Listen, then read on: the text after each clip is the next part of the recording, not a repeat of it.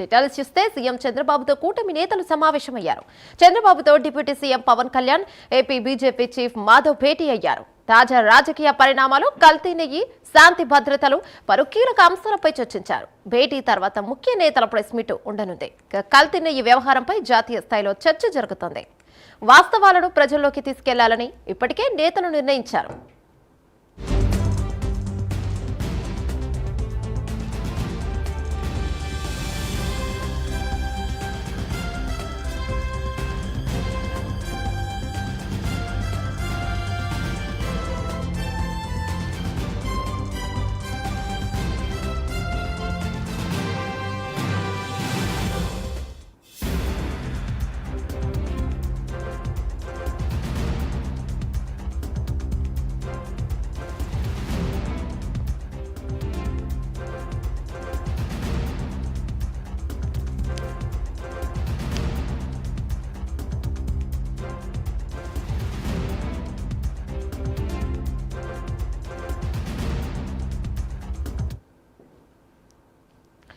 CM చంద్రబాబుతో కూటమి నేతల సమావేశం. తాజా రాజకీయ పరిణామాలు, కల్తీ నెయ్యి ఇష్యూపై చర్చ.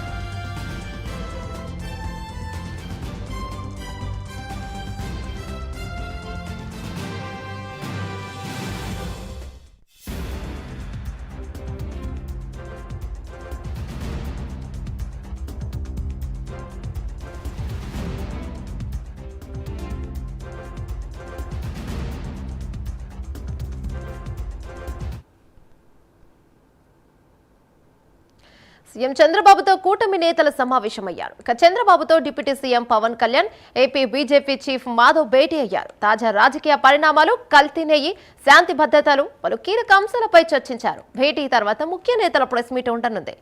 కల్తీ నెయ్యి వ్యవహారంపై జాతీయ స్థాయిలో చర్చ జరుగుతోంది. వాస్తవాలను ప్రజల్లోకి తీసుకెళ్లాలని ఇప్పటికే నేతలు నిర్ణయించారు. దీనిపై మరింత సమాచారం మా కరెస్పాండెంట్ శ్రీహరి అందిస్తారు. రైట్ శ్రీహరి, చెప్పండి.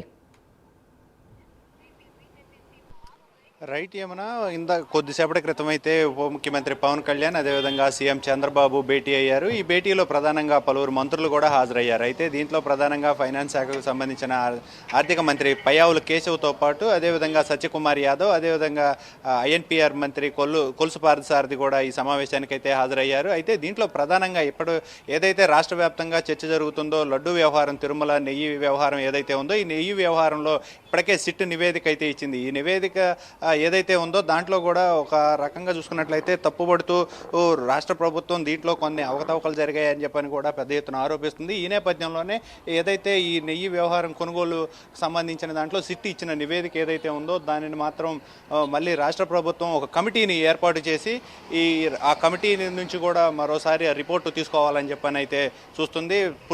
పూర్తి స్థాయిలో దర్యాప్తు జరిపి దానికి సంబంధించిన విచారణ ఏదైతే ఉందో దానికి సంబంధించింది పూర్తి సమాచారాన్ని మరింతగా స్పష్టత అయితే తీసుకురావాలని చెప్పని అయితే కోరుకుంటుంది. అయితే ఈ నేపథ్యంలోనే త్వరలో రాష్ట్ర ప్రభుత్వం కూడా కమిటీని అయితే ఏర్పాటు చేయబోతుంది. ఈ కమిటీ ఇచ్చే రిపోర్టు మేరకు ఏదైతే ఉంటుందో దానిపైన తగిన చర్యలు కూడా ఉండబోతున్నాయి.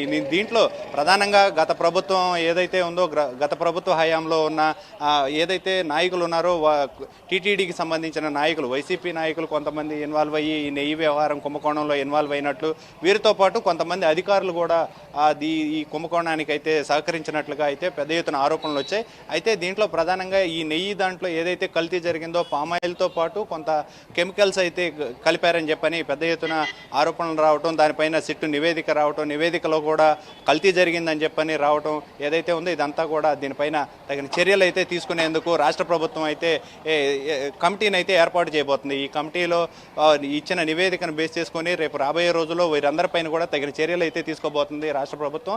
అయితే ప్రధానంగా ఏదైతే ఈ చంద్రబాబు అదేవిధంగా ఉప ముఖ్యమంత్రి పవన్ కళ్యాణ్ ఈ భేటీ ఏదైతే ఉందో దీంట్లో తాజా రాజకీయ పరిణామాలు, వైసీపీ ఏదైతే ట్రాప్ వ్యవహారం ఉందో పార్టీ నాయకులు అదేవిధంగా కూటమి 3 పార్టీలకు చెందిన నాయకులు అందరూ కూడా దీనిపైన అప్రమత్తంగా ఉండాలి, ఎలాంటి వివాదాలకు ఎలాంటి అవాంఛనీయ ఘటనలకు తావివ్వద్దు అని చెప్పని కూడా ఇప్పటికే పార్టీ నాయకులకు అందరికీ కూడా ఒక దిశానిర్దేశం చేశారు.